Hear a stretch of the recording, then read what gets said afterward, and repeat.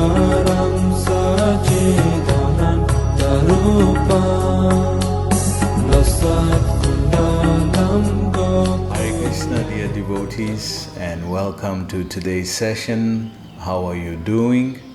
I pray that all is well with you and your families at this time.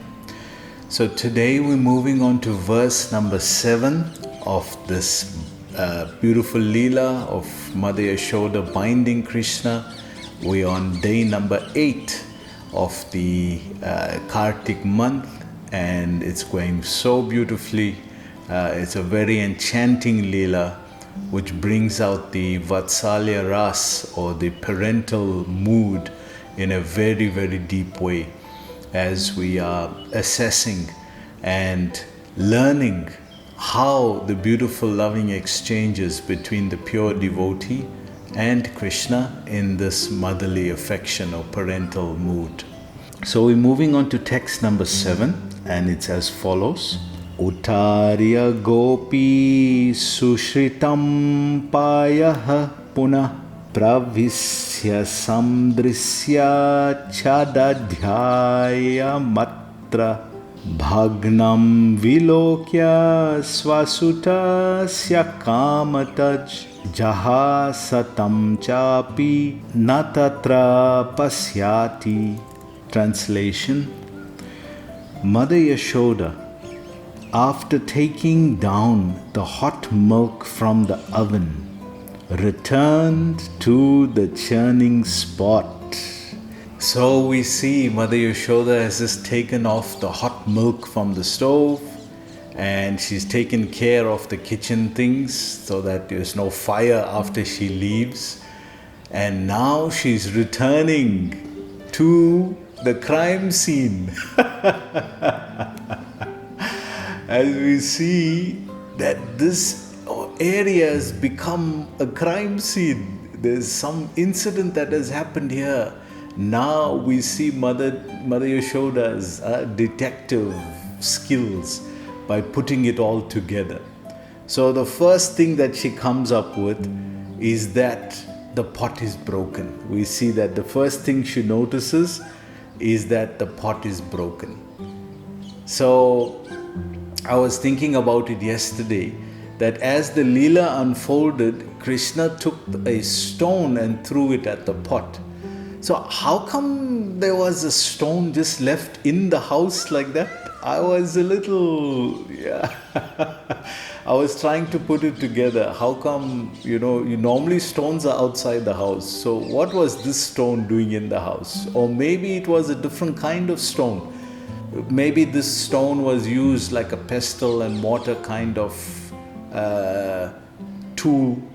So we don't know what stone this was and why was a stone lying inside the house.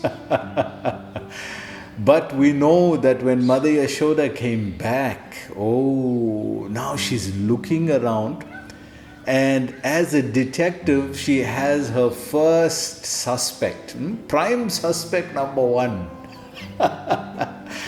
But she doesn't have evidence yet, so it's still all circumstantial evidence around that the pot is broken, Krishna is not there, therefore Krishna has broken the pot. This is Mother Yashoda's mathematics. She has a theory, and now she's going to try to put it together and give more evidence to this theory. So the first thing, she walks in and she notices, it's interesting how she notices, the first thing she notices that the pot is broken, not that Krishna is missing. First she notices that the pot is broken. So it's very interesting deduction. And although she didn't hear any sound, it's interesting, she didn't hear any sound.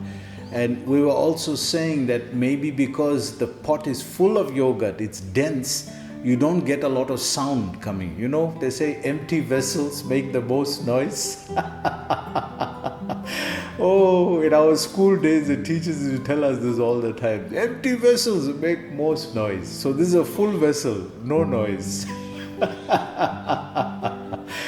So she's putting this together like a crime scene, and she's like a super detective. Mother Yashoda is very, we'll see her judicial expertise later on as well, when the cowherd boys argue on behalf of Krishna. So she's putting this together and she's seeing, okay, the pot is broken, and where is Krishna? Oh, Krishna is not here. Pot broken, Krishna not here. Krishna broke the pot and he ran away.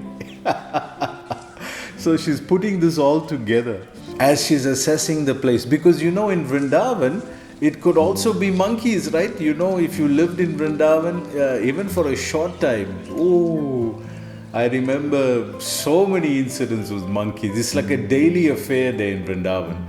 Eventually, because Prabhupada did mention, when it comes to the monkeys, you don't get too close to them, and you also don't hate them. You don't, you just be neutral with the monkeys. You neutral, they're neutral.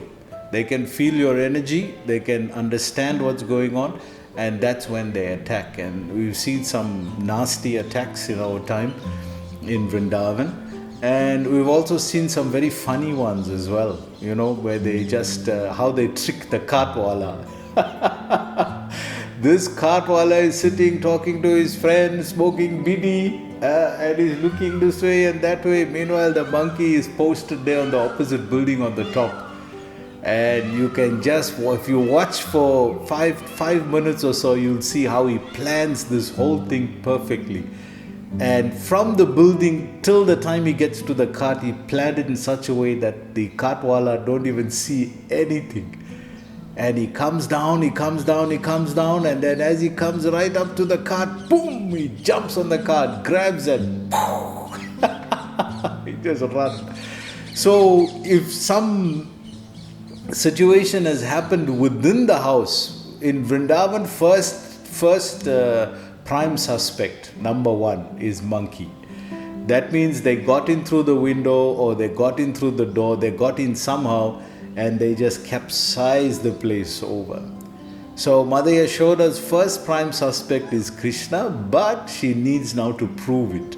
She's going to look for evidence now to see, really, is this Krishna or not? Could it be monkeys? So many different theories will be there. Let's see what the translation goes on to say. And when she saw that the container of yogurt was broken and that Krishna was not present, she concluded that the breaking of the pot was the work of Krishna. So this is like a Sherlock Holmes detective story. Mother Yashoda in top form, trying to figure out now, what is Krishna done? What has he done while I was just away, just taking the milk off the stove? Look. So we can see the circumstantial evidence is showing that somebody has broken this pot and somebody has got away. Who it is? Oh, we're going to find out. Let's see. So Prabhupada says in the purport, seeing the pot broken and Krishna not present, Yashoda definitely concluded that the breaking of the pot was the work of Krishna. So she has this theory, this conclusion that this must be Krishna. Nobody else. She knows she locks everything and, can't be the monkeys. She has that theory, but she needs evidence now. So you can just see how the beautiful playfulness of a child and the mother is unfolding here. That he's hurt, she knows he's hurt as well. She knows that he's upset, that he couldn't drink full milk till he was full. And she knows that he's also fearful because he ran away now. So she's all of this she's assessing in her mind. But remember, she's at this moment in terms of Leela, she's completely fixated on Krishna. She's completely thinking of Krishna now. She's putting it together. She's thinking, okay, Krishna would have come like this. Krishna would have went here. He broke the pot here. And it's everything Krishna, Krishna, Krishna. So it's not the Leela. It's not how the Leela unfolds. It's remembering Krishna and the beautiful, intense exchange that happens on the pure level. Krishna is exchanging with us here in the material world, but sometimes we're aware of it and sometimes we're not. Until we reach the position of being equipoised, we can become more aware of it. We were saying this verse yesterday as well. Matra sparsa tu kaunteya sitoshana sukha dukada agama payino nityastam statik svabharata. 2.14, that Arjuna learned to be equipoised in happiness and distress, heat and cold. Because at the level of being equipoised, we are open to another dimension of reality. Being only, if we're not equipoised, then we're only fixated on this level of reality, which is the human experience. And this has happiness and distress. Dukalayam shashvatam. This material world is full of suffering here. And in between that suffering, when it's released, then little bit happiness we feel. It's described just like we underwater and then we come out to take a breath of air. That is happiness. Just being able to take that breath of air. Oh, what a relief. So what we call happiness here in terms of human existence and experience is called relief in Krishna's eyes. He's just giving you relief. And for us, oh, this is so enjoyable, so happy. So he's mixing it with our good karma, our piety, and sometimes it looks like, oh, it's very enjoyable, very nice. But it's in terms of genuine happiness. That's why in Vedic culture or in Krishna's Leelas, we get two different words that describe the experience of joy or happiness. So the first word is sukh, which means happiness, material happiness here, or the relief from the suffering, which we call happiness. And true enjoyment on the spiritual platform we call ananda. You may have heard this word, anand or ananda. So definitely if there's another word, it means there's another experience. So have we ever experienced ananda or joy or bliss? This can only, Ananda Kunde, we're hearing in Damodar Astikam. Satyavati Muni is not explaining it as Sukha Kunde. He's putting them in pools of happiness. No, he says Ananda Kunde, not Sukha Kunde. Ananda Kunde. In pools of ecstasy, it's described. Ecstasy. So what is that experience? It's the intense encounter with Krishna. It may not always be, oh, you're feeling so happy. This is our limited understanding of what is experience with Krishna. It could be like this anxiousness, but enjoyable anxiousness, not being anxious the way we are and end up in depression or in some mental recess. But this anxiousness is out of love. It's a whole different. Once love is the basis, then you can experience everything. You see, we experience Krishna is showing anger. Mother Yashoda will also show anger. Now she's showing anxiousness. Now what happened to this child? But it's all based on the platform of prema, of love. And this is a whole different experience that we as human beings don't have. We have a similar experience here in the material world. And now when we're trying to repose that to Krishna, we think it's the same thing. No. When love is the basis, when love is the platform, prema, it gives a whole different dimension of experience. So because Ananda is the foundation of everything. It's the foundation of everything. So it goes on to say here, there was no doubt about it. So Mother Yashoda has concluded that this must be the reason. You must know, Krishna is very expert in breaking into people's houses. He breaks into all the gopis' houses and does the same thing. Make a whole mess there. There's this beautiful pastime that Krishna and all the cowherd boys, they were in Gokul village and they're going house to house. Now they're hungry. The stomach is making guru. Now when stomach is making gur, then they have to see now what to eat now. Oh, we have to look around there, only fruits, berries, nothing so relishable. But in the houses, yogurt, and Madhu Mangal is going, and butter, Krishna, stop, don't so much description here, I'm getting very hungry. So Madhu Mangal is this fat Brahmin boy, but he's so lovable and so humorous. Without him, there's no humor. He is the acharya of all the humor. And he now is hearing all this description from Krishna, and his mouth is watering and his stomach is going, more gurgur. So now they said, okay, how do we make a plan? So they make a plan. Okay, there's this house here. This house, only Mataji Gopi is there, nobody else at home, and she's busy in the kitchen, which is on the other side. So quietly they crept in, and one boy and Balaram stood down because he is the strongest. Dauji is very strong. Dauji is strongest. So he goes down and Krishna climbs on his shoulders and they can reach. So they enter and they look. So the gopis also know that Krishna will come stealing. So now they have to make new plan.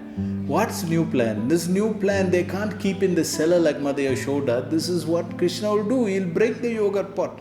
So they hang it on the roof. They hang it in the ceiling on the roof.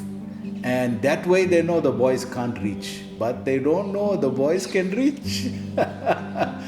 So Dauji goes down and Krishna jump on his shoulder and they're reaching and they're going this way. Eventually Krishna grab it. He grabbed the yogurt pot and brought it down. And when it brought down and it breaks. But because it's so full of butter or full of yogurt, you don't get much sound. So that time, all the boys are there now.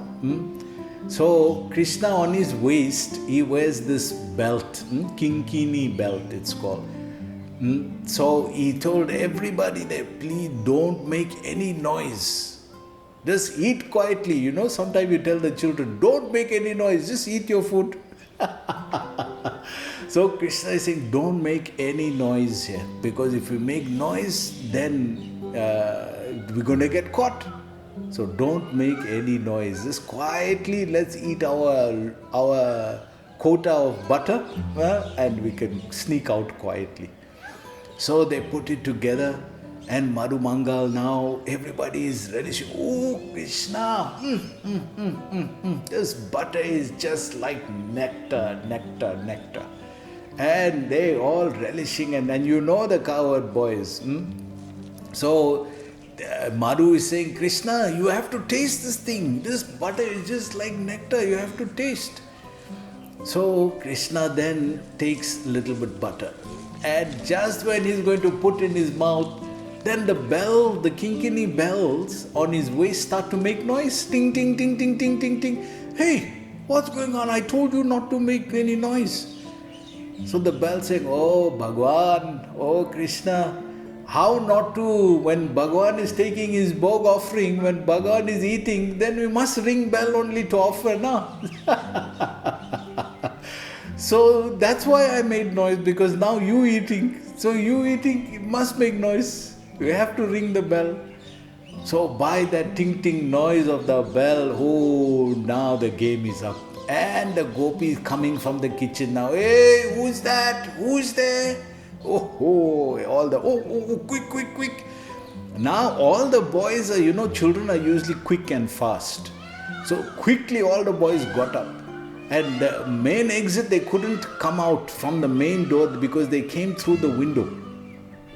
Now coming in through the window, they just managed. But going out now full of butter and all, there's a problem.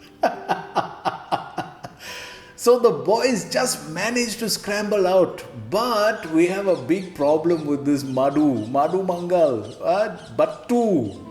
he got a big problem because now he came through, head came through, hands came through, stomach got stuck. Hey, now he's half in, half out. He don't know what to do. He's just making Krishna, Krishna help. Now what the boys can do? All they just grabbing whatever they can. Two fellas grabbed his arm, two fellas grabbed the other, one fella grabbed the Sika, pull. So the boys are pulling this side, and on the inside of the house, another gopi is there. They are pulling, they caught him because they're looking, hey, what happened here? Only they got some, they're looking, but they only can see something very unusual in the window. And they can hear the sound on the outside. So they're pulling, and Madhu got stuck in the window. They can't get him out. So they caught them. So in this way, the lovable pastimes. And then it goes on that the gopis say, oh, we finally caught you, Krishna. Now we're going to report you to Mother Yashoda. So Krishna have to make a plan now. Now the smarts, the intelligence of Krishna, the guru in Krishna comes out. And he says, oh gopis, yes, maybe we stole, but now you all made a bigger offense here. Oh, what offense we made? This is a Brahman boy. Namo Brahmana Devaya Go Brahmana Hitaya Cha. Brahmins are very dear to the God, to Lord. And now you all offended this Brahman. Oh, so he completely turned the whole story around. And because they so innocent, they believed him. Oh, okay. They know Madhu Mangal is also is a Brahman boy. So they said, okay, how do we repent? How do we do prayaschata, atonement? Okay, the only way you can do is with laddu. Laddu, just like as they offer to Ganesh, Modaka. Just like that, you say, oh, for laddu, give this fellow laddu, he'll be very happy. So not only at the end of the Leela, not only did all the coward boys get away with their mischief, plus Madhu got so many laddus. It was just a happy, joyous, festive pastime. So we see Krishna does this beautiful Leela where he makes very intense situations. So practically in our lives, we also got to get used to that intense moments of Krishna consciousness, which may not necessarily be joyful. It will just be intense. So we preparing ourselves. Remember, this is sadhana bhakti. We are preparing ourselves on the path of Vaidhi to reach Raganuga. And on this path, there is going to be intensity. We get to get used to understanding what is intense situations. So part of that, Krishna gives us opportunities, right? In life, many opportunities come. And amongst devotees, many opportunities come. I remember in Bombay, they used to say that in Krishna consciousness, you get two things for free. One, prasadam, definitely. And second, gali, chastisement. So get ready for it also, because part of that being anxious and being concerned, this is also based on the platform of prema. So we have to learn gradually to base our entire life on the platform of prema.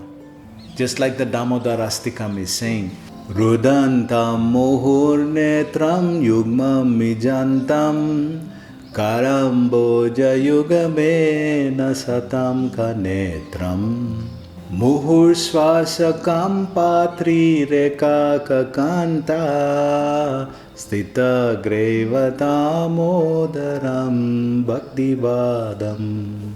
So it's describing that he's using his two lotus hands and he's crying and he's rubbing his eyes. And around his beautiful neck, there's this pearl necklace that's moving up and down because of his rapid breathing. So this beautiful description of Krishna experiencing intense fear and anxiety and anxiousness is described in this verse of Damodarastikam. So as we are progressing on our journey to prema, let's gradually become aware and base our whole practice of Krishna consciousness on love. on prema, because that is the foundation on which Damodar is experienced. So I hope you enjoyed the class today. Please join us again tomorrow. Hare Krishna.